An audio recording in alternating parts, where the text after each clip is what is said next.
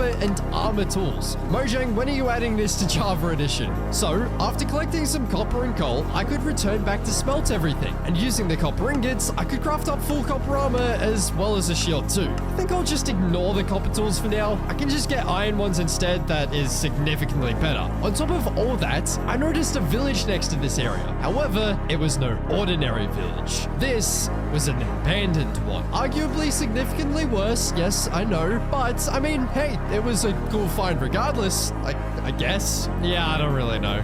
Okay, let's go to sleep. I'm tired. Ladies and gentlemen, the POV that you are currently watching is Blue Minecraft, and he's just about to go up against a skeleton with full copper armor. Who will win? Fight! Not sure what that was all about. But today, I'm also going mining once again, but this time to upgrade from the copper to the iron. I should have just gone for the iron. Ah, well. This cave had a crazy amount of iron, so I could easily go around collecting every last bit of iron that I would possibly need. And after quite some time, I had collected a whole stack of raw iron, which is exactly when I decided to go back home. But little did I know, there was going to be a small little problem with getting home. Oh my gosh. Oh, go away, go away.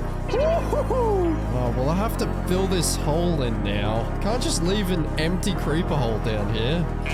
Oh my gosh, why? No, not another. Day 5, I was going to discover something horrible, but more on that later. As I waited for my iron to cook up in the furnaces, I was going to go around exploring for a little bit and see what cool things were around my base area. There was another village with a blacksmith, so I could loot that, but honestly, nothing really good came from that chest. Instead, I found a wandering trader. This is where the horrible discovery I mentioned earlier comes into play. What?